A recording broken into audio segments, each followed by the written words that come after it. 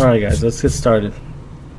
I guess tell me what it is you want me to work out. Anything you have questions over, something that didn't make sense in class, anything.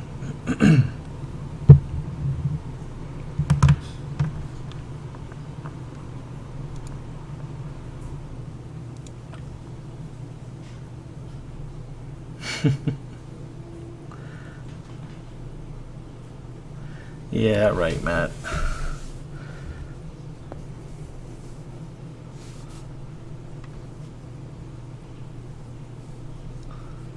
You should have had one already. Let's see. Let's play some music.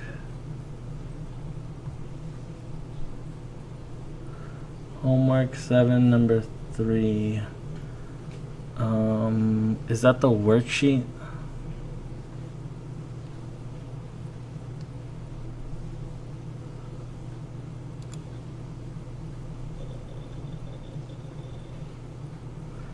Okay. Give me a sec to pull it up.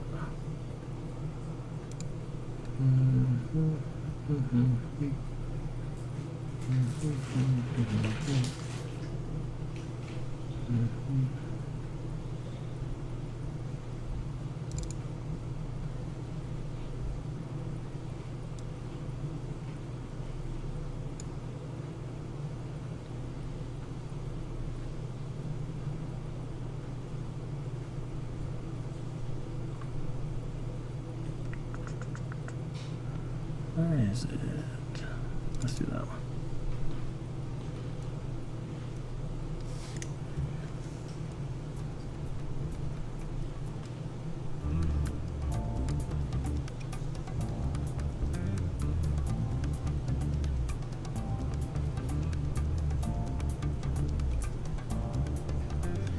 Oh, I see what you're talking about. Alright, let's not do music then. I've never had trouble before with music, but it's a good point. We'll go ahead and scrap it just in case. Okay, let's pull up the worksheet. Let's see.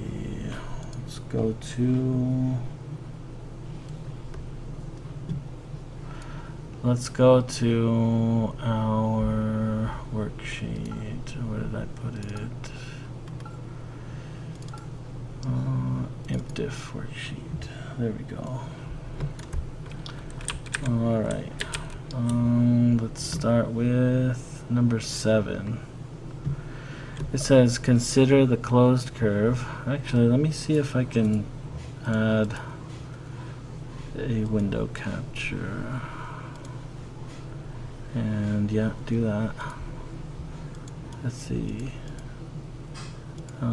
Can I figure out how to resize this? Probably not. Alright, let's move this over here just so you can see what we're working with. Alright, yes, it is being recorded. So number 7 says the following. It says consider the closed curve in the xy plane given by x squared 2x plus y to the 4th plus y 4y equal 5. Show that dy over dx is equal to that stuff. Okay, so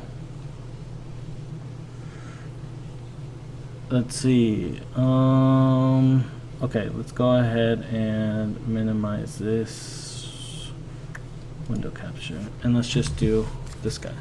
So we're working with the following. So this is homework 7. Wait, homework 7, number 3. Derp. Let's do number 3. We said number 3.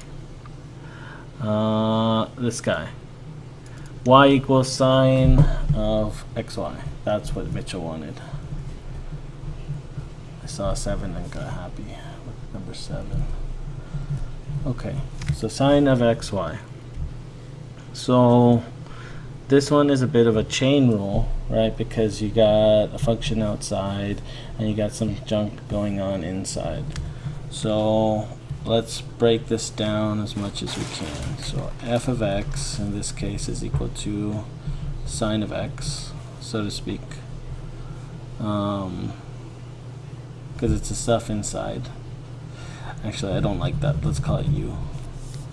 So f of u is equal to sine of u, and then we'll call g of u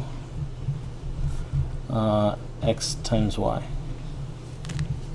Okay. Now f prime of u is the derivative of sine, which is cosine of u, and then g prime of u is, well, you're going to have to use product rule with this guy. Okay, so it's the derivative of the first times the second. So derivative of x is 1 times y plus the derivative of the second times the first. So dy dx times x. Okay.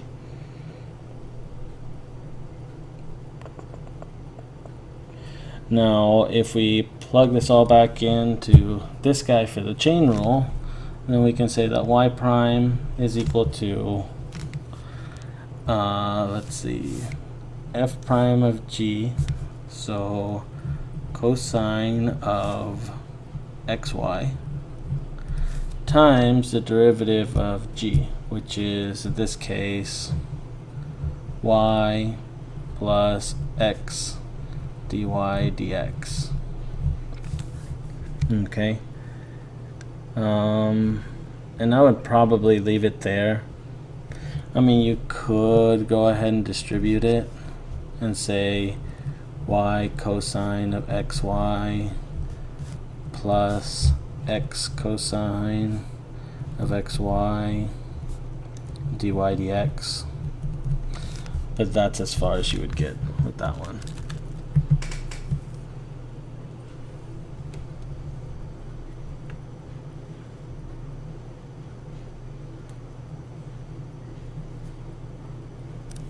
Okay. Any other ones?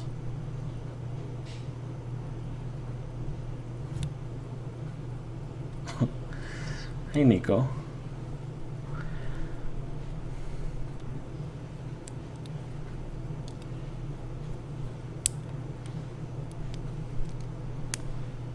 Technically number 15.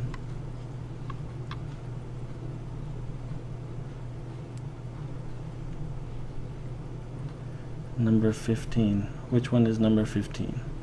Homework 7, number 7. Okay, hold on. So, someone will work homework 7, number 7. We'll do that one in a second. And then the other one is page 146, number 15. Is that what we're talking about for that one?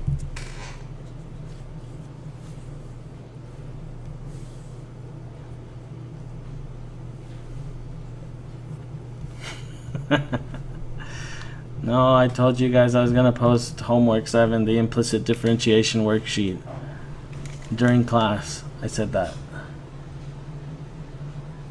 So confused. So is this what we're doing right now? Let's do homework 7, number 7, and then we'll do page 146, number 15. So homework 7, number 7.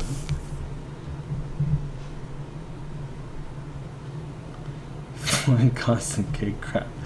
Yeah, we can do that. I think that's from homework 1. We'll pick a few from homework 1 where we can do that.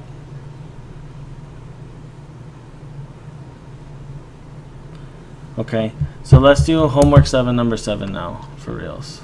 So let's see. So now we're doing this one. We just did number 3 up here, which was y is equal to sine of xy.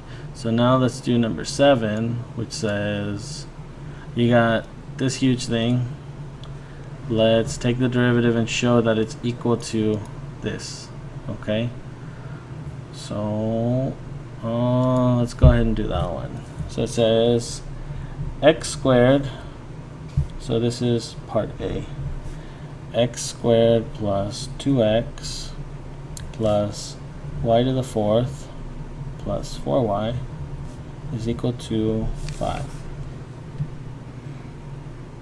Okay, and so you take the derivative of each individual piece, and so if you take the derivative of the first piece, it becomes with respect to x, right? Because you'll notice that in the homework it says dy dx, implying that you're taking the derivative with respect to x. So if we take the derivative of this guy with respect to x, it just becomes 2x dx over dx, but the dx's cancel out. And then this one becomes 2 dx cancels out, plus 4y cubed dy dx plus 4, the y goes away, dy dx, because we took derivative with a y thing in it, is equal to 0.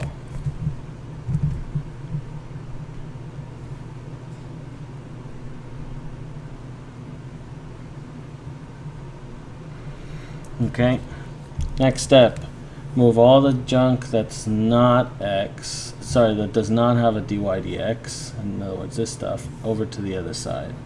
So we'll get something that looks like 4y cubed dy dx plus 4 dy dx equals 2x plus 2 all negative, right? Because if we just say we're going to move all this junk over to the left, sorry, over to the right, we can just subtract the whole thing. Okay, next step, you want to factor out a dy dx from each one of these. So let's see, factor out a dy dx from each one. You get dy dx of 4y cubed plus 4 is equal to negative 2x plus 2.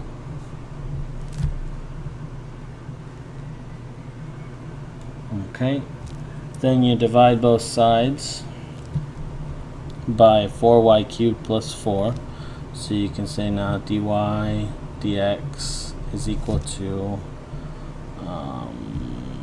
negative 2x plus 2 all over 4y cubed plus 4. I'm gonna write this bigger now. dy over dx is equal to, let's go ahead and factor out a 2 from the top. So this becomes negative 2x plus 1. Let's factor out a 4 from the bottom. So it becomes 4y cubed plus 1. These two jokers reduce, so it becomes negative 1 over 2, well, we'll say negative x plus 1 over 2y cubed plus 1, like so. Okay, close parentheses. And now if we go, I'm going to move this to the side, like that. If we go to what part A wanted us to show, was that dy dx is equal to negative x plus 1 over 2y cubed plus 1. So done. Part A is done. Okay.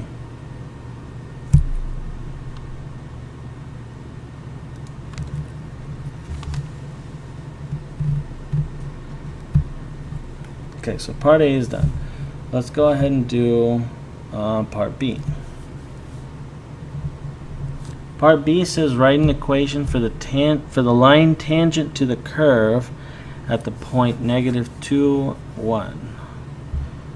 Okay, so on part B they say here's point negative 2, 1. Find us the line that is tangent at this point.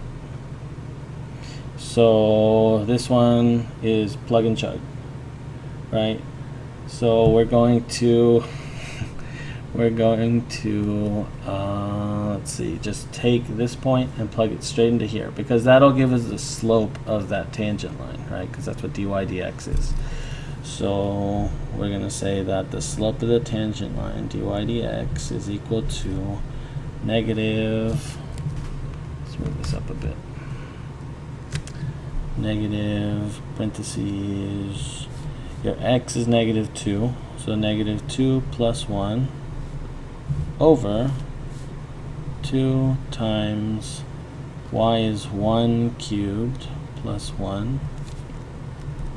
So negative 2 plus 1, negative 1. Negative is positive 1 over 2 times 1 plus 1 is 2. So 2 times 2 is 4. 1/4.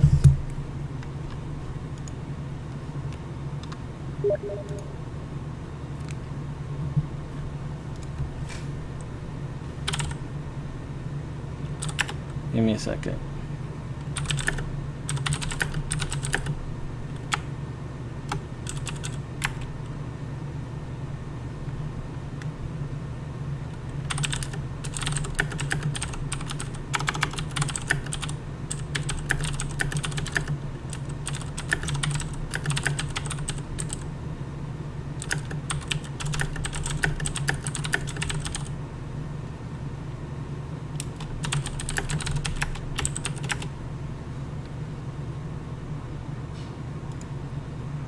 Go ahead and sign out of Steam, because it's kind of getting in the way.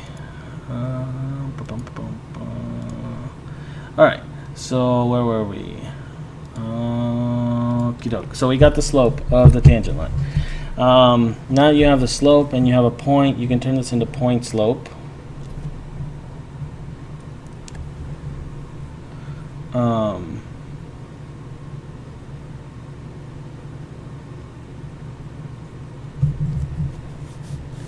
So we'll say y minus 1 is equal to 1/4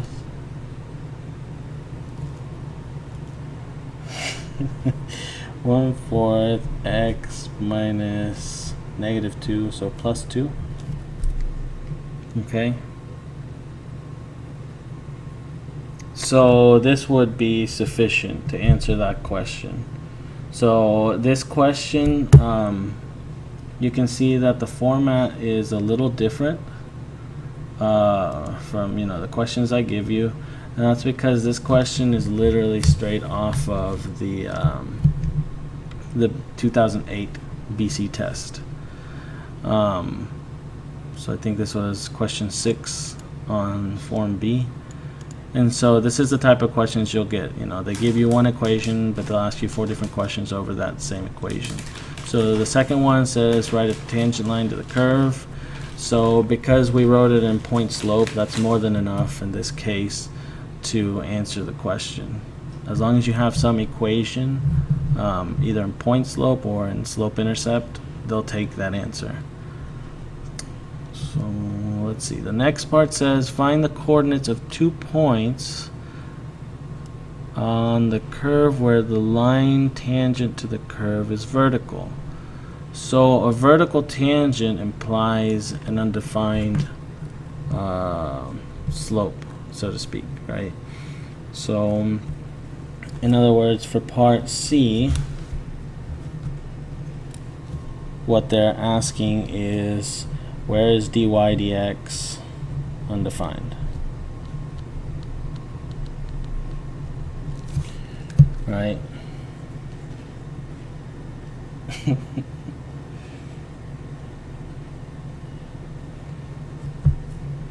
So yeah, I'll talk about my PC after the review.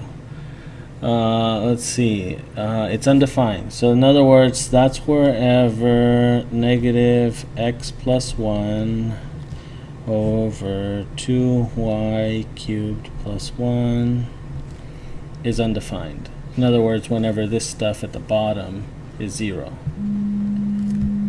Goodness gracious. Okay. So let's see. What'll make this guy 0? Well, the only thing that would make this whole thing 0 would be -1, because -1 cubed would be -1 plus 1, 0, and then everything is dead at that point. So we could say that we have a a vertical tangent wherever y is equal to -1. Okay? So wherever y is equal to -1. So that means we have to find your x values using the original function up here. Okay? So we're going to plug in -1 anywhere we see a y up here. Okay, so that means we have x squared plus 2x plus -1 to the 4th plus 4 times -1 equals 5. Okay. So you get x squared plus 2x plus 1 minus 4, so minus 3, equals 5. Subtract 5 from both sides, so you get x squared plus 2x minus 8 is equal to 0. Factor that out, so you get x is plus 4 and x minus 2 equals 0. So that means you have an x of -4 and +2. So in other words, you have vertical tangents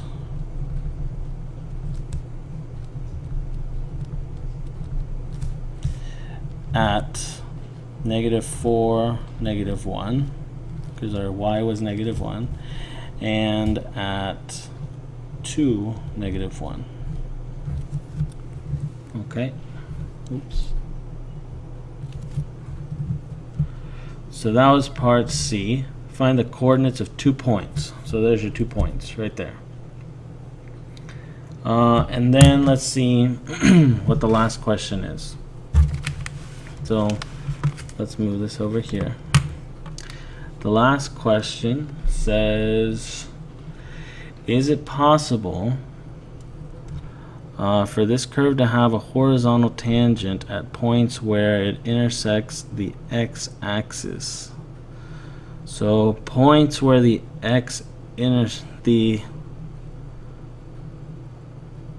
points where the curve intersects at the x-axis. So that would be at y equals 0. So the question is there anywhere where y equals 0 that x would be whatever? Let's see. So if we look at our function, wherever y equals 0, that would be 2 on the bottom, and then x would have to be -1, because then you would have 0.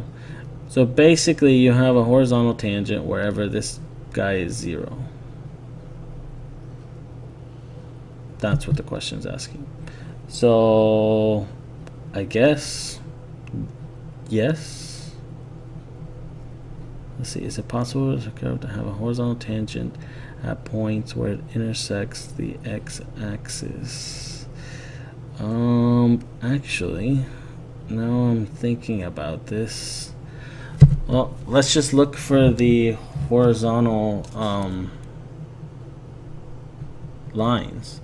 I think I'm thinking about this too hard. Let's look for the horizontal lines. So for D, let's see. Part D says, give me a second, I'm just rewriting the question. dy dx is equal to -x plus 1 over 2y cubed plus 1.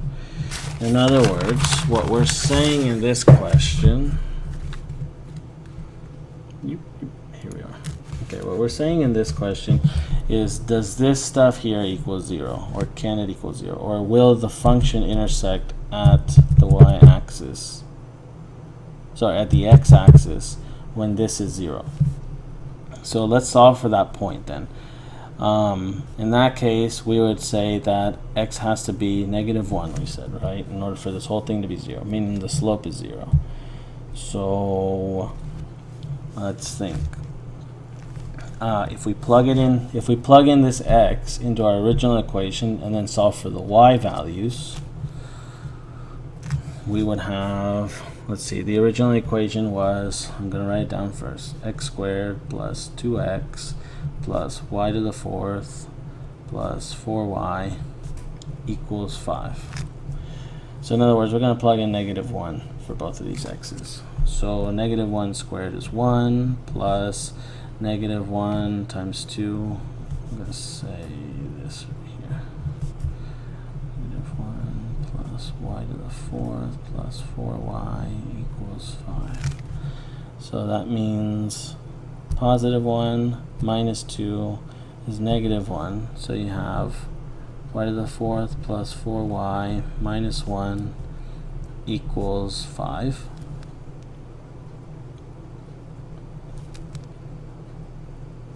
Subtract 5 from both sides. Y to the 4th plus 4y minus 6 equals 0.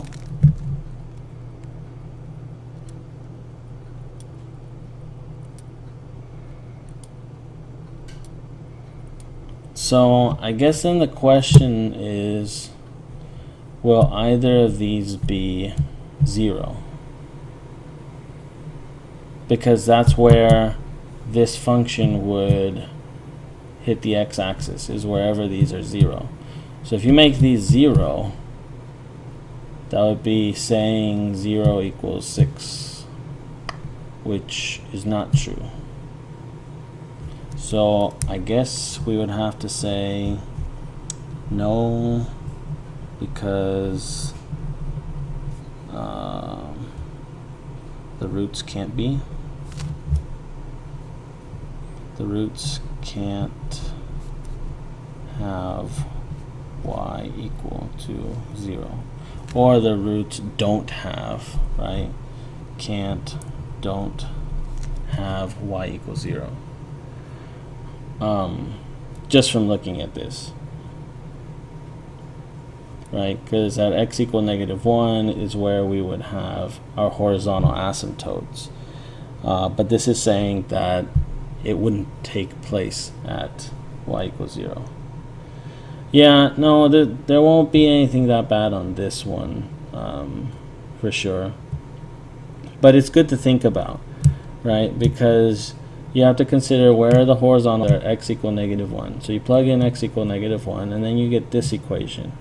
And so then the question is, where does the function hit the x-axis? Well, it's wherever y equals 0. So if you plug in y equals 0, you would get -6 equals 0. That's not possible. And so, no, you can't have a horizontal tangent at y equals 0, because in this case, your horizontal tangent would only take place at -1, and y equals something that's not 0. I hope that makes sense.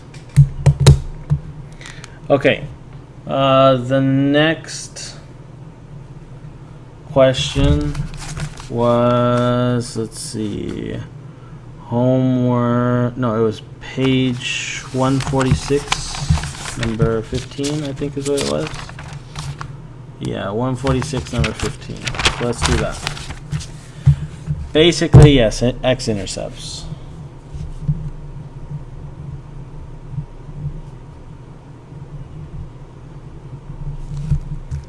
So 146, number 15, right?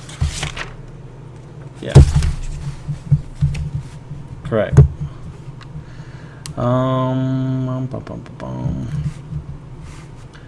Okay, so let's look for page 146 now.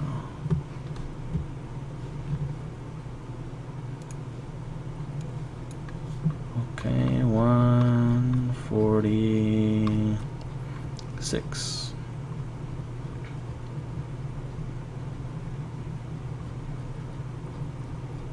Give me a second. Okay. So we're doing 146, number 15. So this guy right here. Wait, it's the same thing.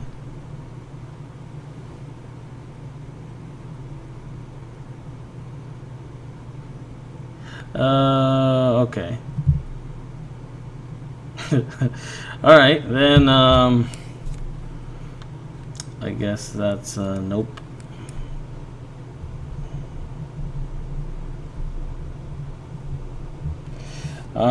Someone asked to do one with the case stuff. So let's look at one that has the case stuff on it. I think it was, yeah, this one right here. So we're looking at questions 65 through 70, right? So pick one of these and we'll try and work them out.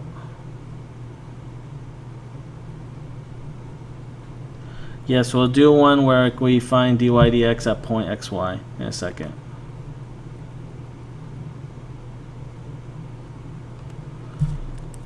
So hold on, let's see. Let's do one that's dy dx at point xy. Just so you remember. So yeah, pick one of these, 65 through 70. It's on page 116.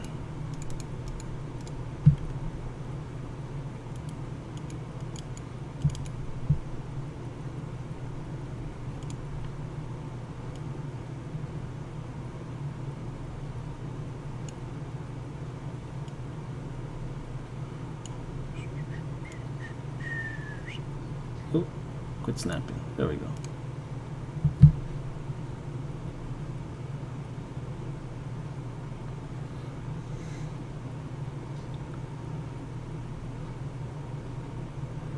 For the product rule, no, it doesn't matter because you're adding the two of them. It does matter the order you take the derivatives in for the quotient rule, however, because you're subtracting the g prime stuff from the f prime stuff.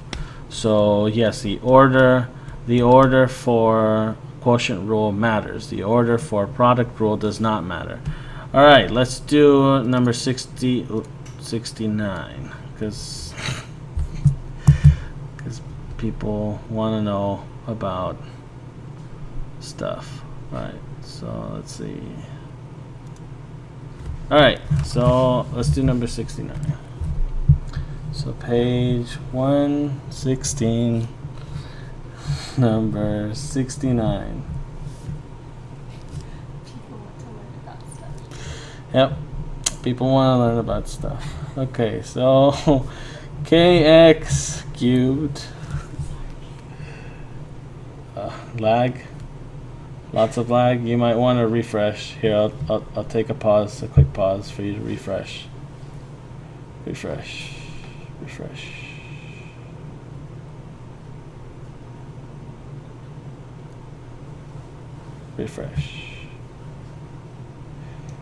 Yes, that's my wife. Not a lady friend. She's no longer a lady friend. She's a wife. Okay, so we have this function, and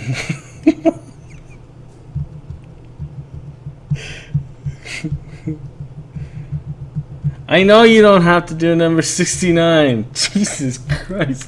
I know you don't have to do number 69, but Giraffing Me Crazy wants to know how to do number 69 legitimately. He's not being immature whatsoever. So our tangent line is y equals x plus 1.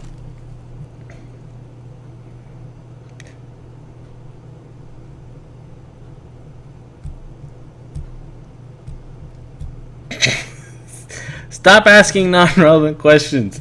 Okay, let's work this out. Find k such that the line is tangent to the graph of the function. Okay, so in other words, this is your tangent, this is your function. In order for them to be differentiable, that means that they both have to be continuous. Of course she's pretty. Stop asking questions. I do need a moderator. Okay, so if these two are continuous at that point, wherever k makes them equal, then you could say kx cubed is equal to x plus 1, such that their derivatives, if they are in fact differentiable, would also be equal. So if you take the derivative of this stuff here, k is just a constant, so you could take the k out and say, what's the derivative of x cubed? It's 3x squared. So we're going to say 3kx squared is equal to the derivative of this stuff, which is 1.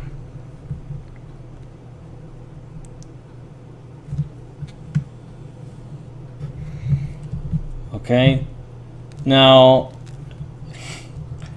solve for k is basically what this is saying. So you divide both sides by 3x squared, so that means that k is equal to 1 over 3x squared. Okay, if this is true,